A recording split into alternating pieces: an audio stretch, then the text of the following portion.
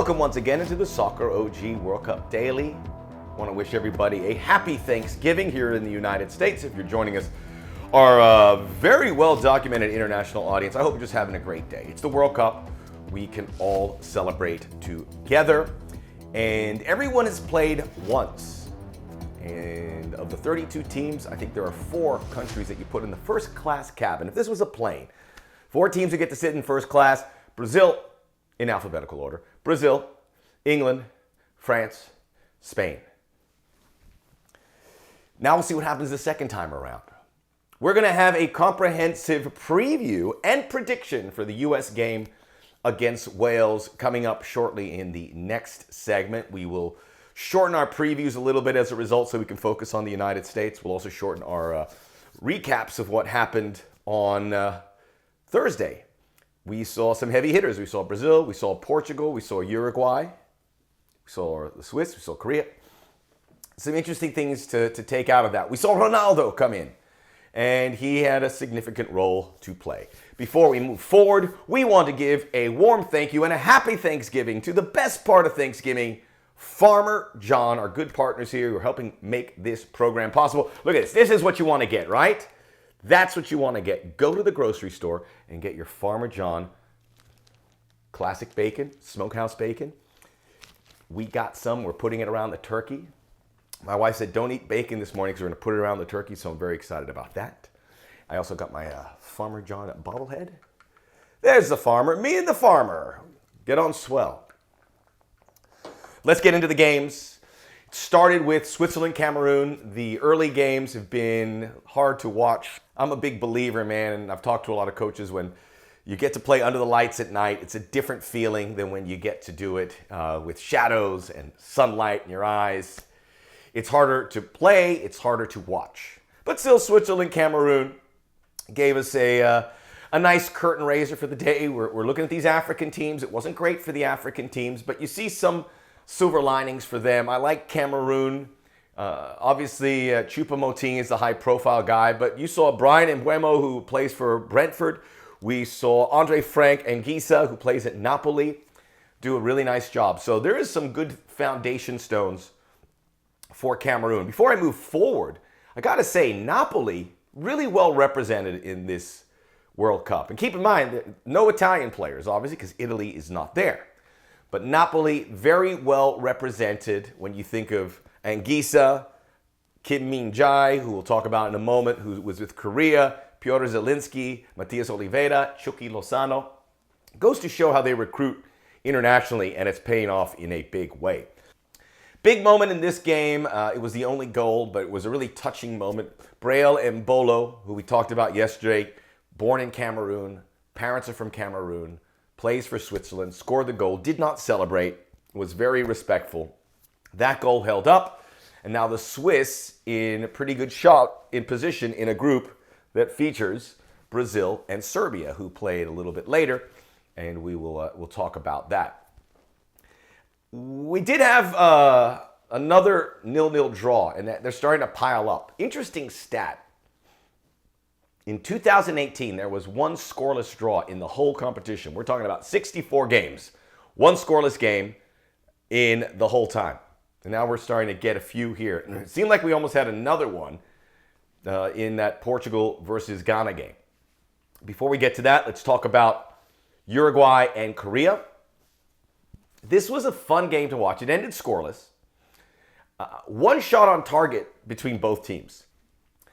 Uruguay hit the post twice. You know, I picked Korea to finish second in this group behind Portugal. And there's I think for that to come true, Korea should have won this game. We had Son Heung-min. He went the full distance. Looking at what happened in another game, Portugal and Ghana. Ghana's not going to lie down for everyone. They were very competitive. Now, I get the feeling they'll get something from their game against Uruguay or Korea. We'll have to see who will fold. But this group's still wide open.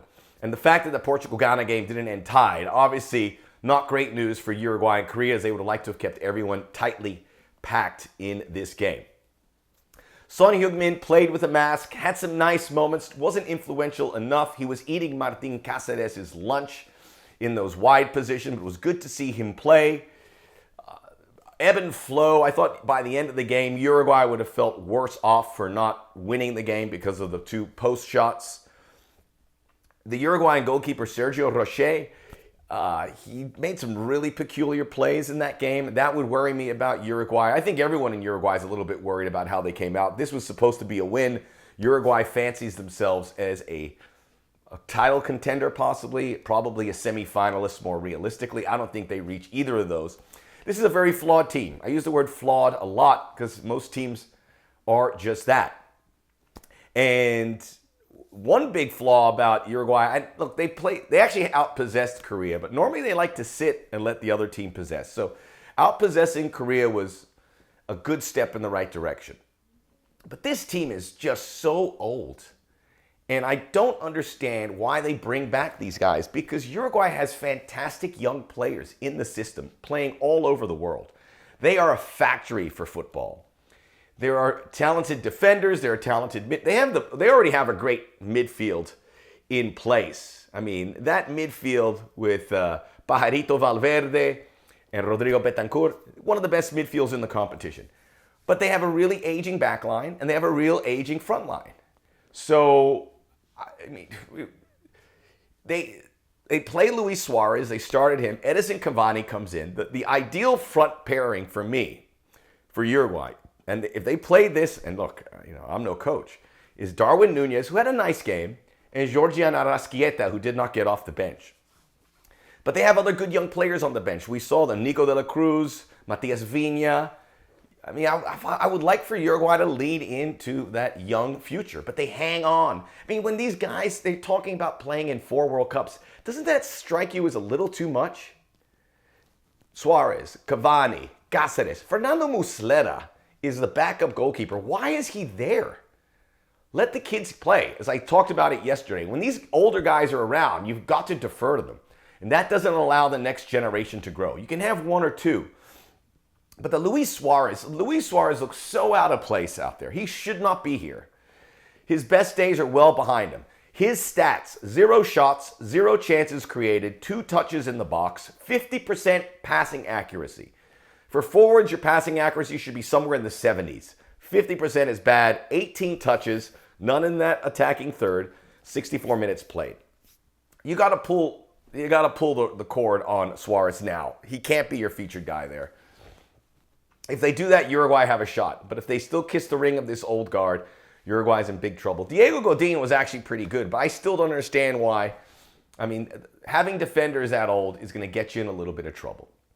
Korea, Kim Min-jae, we heard about him at Napoli, and he played so well in the Serie A. He had a nice look, and they showed they had some depth when they were able to bring in Lee Kang-in and Cho Gae-sung, off the bench. So they have some exciting young players. Both these teams are going to make it very interesting moving forward. I enjoyed that game as a scoreless affair. Portugal, Ghana. Okay. American referee Ismail Elfath. Scoreless forever. Ronaldo, the big story. Everybody wanted Rafael Leao to start in front of him. Probably should have. The old players, we've seen them wilt early on. Lionel Messi had a bad day. The Uruguayan guys. And certainly so did Ronaldo until he picks up the penalty. I tweeted that it was outrageous that it was a penalty. I've looked at it a couple more times. I'm not outraged. I still don't think it was a penalty, but it is what it is. I will say this, though. The minute Ronaldo got that penalty, this game came alive. It was scoreless dreck, and then Ghana scored, and then Portugal scored, and then Portugal scored again, and then Ghana scored, and then Ghana almost scored the cheekiest goal of the tournament. So a scoreless game, when we were headed that direction, suddenly had 5 goals. Portugal, this Ronaldo thing is big. I think they really look into him. And look, he changed this game. He obviously was a big part of it, and he was able to change the game with what he was able to do. Whether you thought it was a simulation or not, I don't care.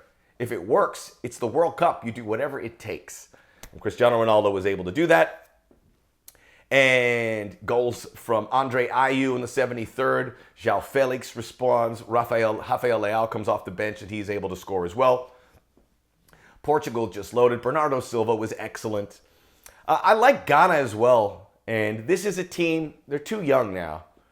But this is a team to keep an eye on for that African breakthrough, and I know we talk about it every World Cup. It's not going to happen here in Qatar. It's not. Cameroon lose, Ghana lose, Senegal start off with a loss. Tunisia and Morocco grind out ties. It ain't happening. They might get a team in the round of 16, and that's it. But I really liked some of the pieces in here. Mohamed Kudus, 22-year-old midfielder, was involved in that first goal.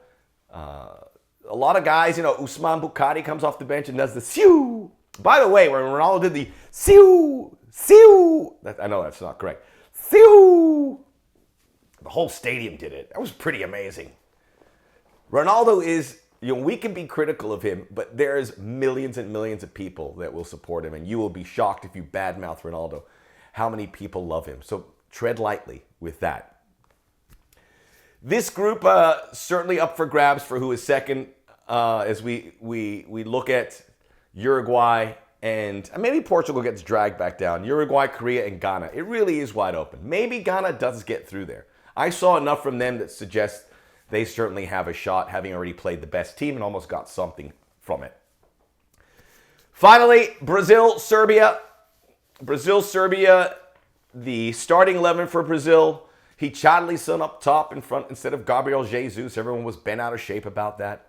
Vinicius, Neymar, Rafinha behind them. Casemiro, Lucas Paquetá, Alexandro Sandro, Thiago Silva, Marquinhos, Danilo in that back four. The options attacking-wise off the bench, Rodrigo, Anthony, Gabriel Jesus, Gabriel Martinelli all coming into that game. This was a hard game. Serbia, very physical. They got some yellow cards and some fouls early on. I mean, they put Neymar through the grinder. There are some news as I started recording that Neymar has a twisted ankle and maybe some game action could be in peril. So check the local listings. We'll have an update for you tomorrow. Before I get to Brazil, Serbia losing 2-0, not terrible. Brazil is going to unload on somebody in this group. Serbia has to be thankful it wasn't them.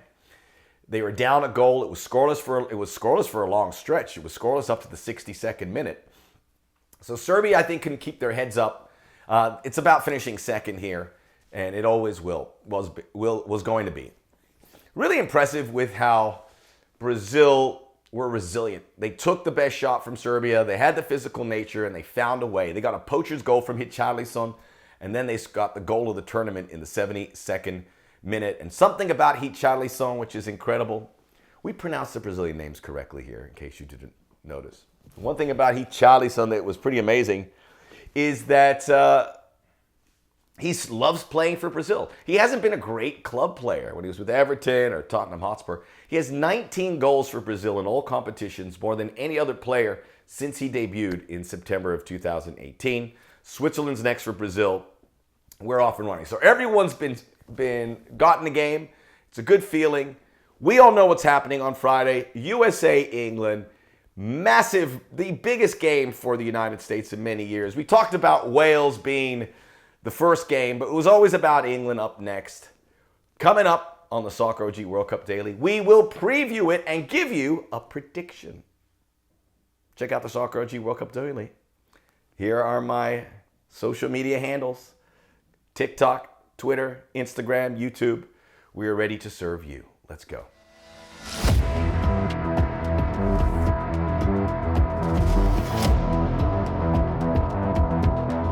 Well, here we are, the day we've been looking forward to for months. Black Friday.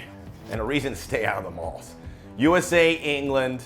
It is a matchup we have seen before, going back to the 2010 World Cup, where the United States, famous, was it the New York Post headline, USA beats England 1-1. They would end up winning that group, thanks to the Landon Donovan goal. By the way, Landon Donovan's been pretty good on that Fox coverage. I've been enjoying him.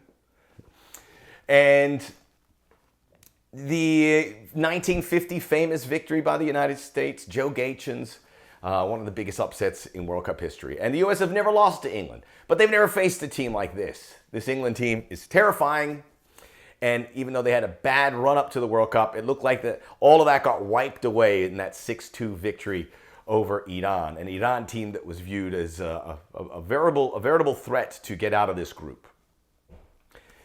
The United States is a massive underdog, plus 500 according to Vegas. Even a draw, plus 330, not very good. The sports books are telling you they expect England to win this. And they are a big favorite. And we'll get into how they are being viewed from the English side. Before we move forward on that, I want to look back at the Wales game.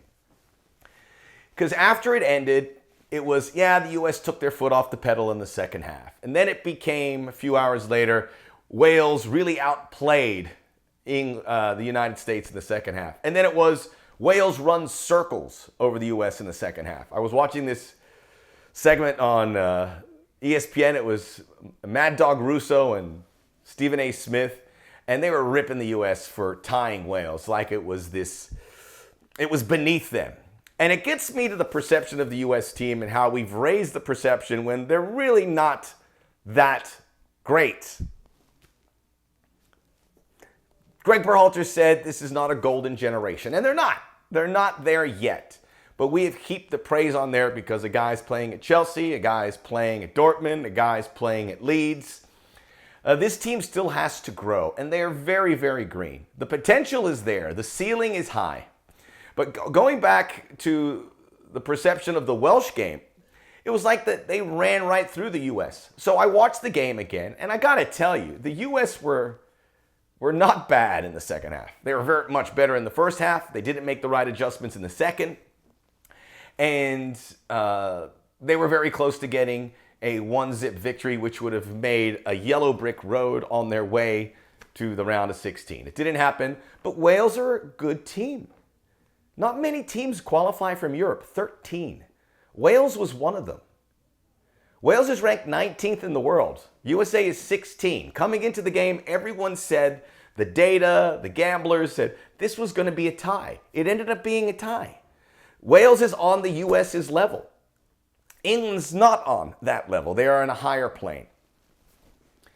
But a lot of good teams didn't qualify from Europe. Italy, Sweden, Norway, who have arguably the best player in the world. Wales knocked out Ukraine, a really talented nation, from qualifying. Wales really earned their spot. This is a good team with a superstar in the front in Gareth Bale. So that is who we are. That's kind of where we are. And this whole thing that Greg Berhalter is holding this team back, maybe a little bit. Is he the best manager in the field? No. Has he made some mistakes? Yes. Do I like the fact that he said that Gio Reyna's dealing with a gimpy hamstring one day and the next day said it was his decision to keep him out? I don't like it, but welcome to the world of soccer management. The media doesn't get this information. And it's not just in the US. It's in England. It's in Brazil. It's in Egypt. The media, they like to keep them out of the circle. All these trainings have been by and large behind closed doors. There's been no access to the US team. Very little. And that's how it works in these FIFA competitions. But Greg Berhalter's not holding them back. You got to look at these players. And they didn't hit their spots. But you also got to remember, they're wet behind the ears. Other than DeAndre Yedlin, of the 16 players that played against Wales, 15 of them were playing in a World Cup for the first time. You don't take that into equation? You should. These guys are in diapers, and I'm not saying we're playing towards 2026 because nothing's guaranteed in 4 years. The U.S. still have a pathway to do something remarkable in this World Cup. But things have to fall into place, and you have to approach this with a level head. And Greg Berhalter, I think he gave you the lineup he wanted. I mean, people are screaming about Gio Reyna because Jordan Morris came on in the 88th minute. Jordan Morris was a direct replacement for Tim Weah. I want to see Gio Reyna, but he's more of a direct replacement for Christian Pulisic. I asked the question, would you bring in Gio Reyna for Christian Pulisic in this game? Knowing that unless he plays as a false nine, which he hasn't done, or he jumps in for Tim Weah, who's the only player that gets us vertical and may have been the best player on the field against the Welsh, scored the goal. But other than that, Greg Berhalter's giving you that 11. I mean, for the MLS haters, there was one MLS player on the field, Walker Zimmerman, who, again, played a really good game. but had one mistake. Yeah, it was a bad mistake. It was a terrible tackle. But these things happen in the games. He and Tim Ream, I thought it was a very promising combination. They're big and they're strong and exactly what you want against this English team moving up here. So a quick look at what we expect from England. Harry Kane dealing with an injury. Just one last thing about Wales. The U.S. had their chances to win it in the second half. Christian Pulisic almost picked up a penalty. I'm sorry my voice gets so high. So they had some moments. England, Harry Kane had an injury, but it looks like he is ready to go. There was talk about them playing with the back five. They did it against Iran. There's no reason to think they'll do that here. The midfield is strong with Mount and Declan Rice and Jude Bellingham, who has already become one of the big stars of the tournament. That's not going to change. He is a remarkable talent. And then you have Kane at the top with Sterling. And man, they have so much talent that can come in to this game, which we saw against Iran. Jack Grealish, Phil Foden. I mean, the list goes on and on. It's a very strong team. But the U.S. come in with in good health.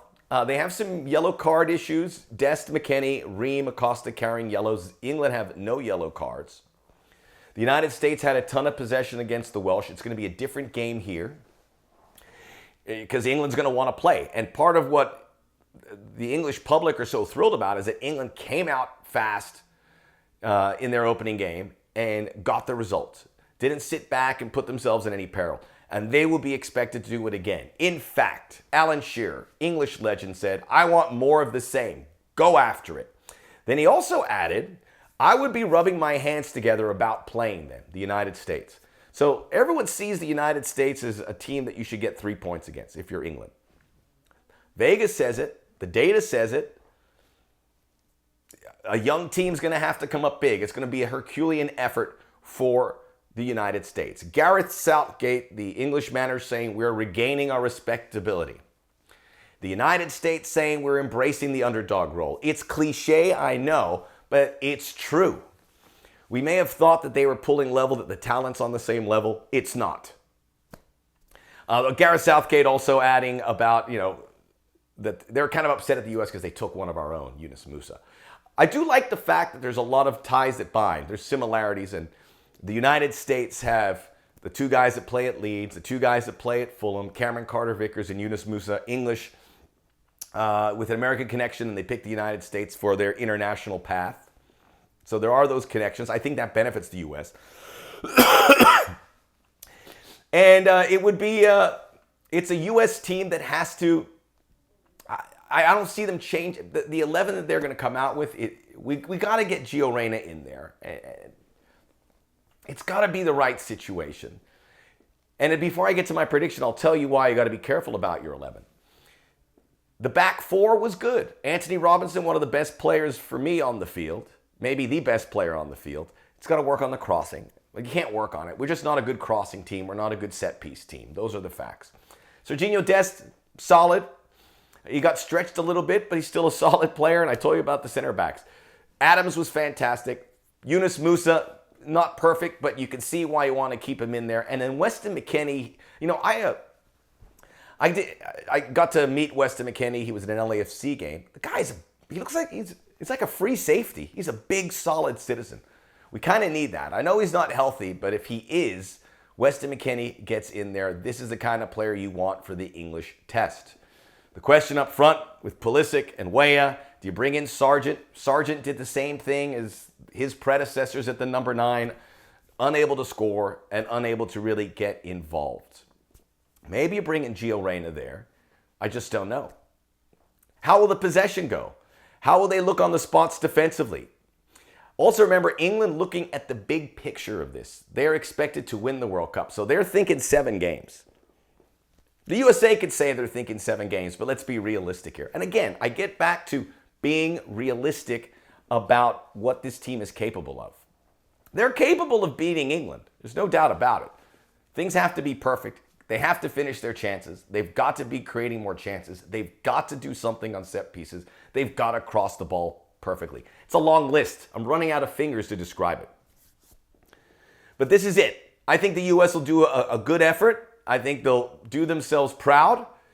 And we have to see those early 15, 20 minutes, I think, will be key.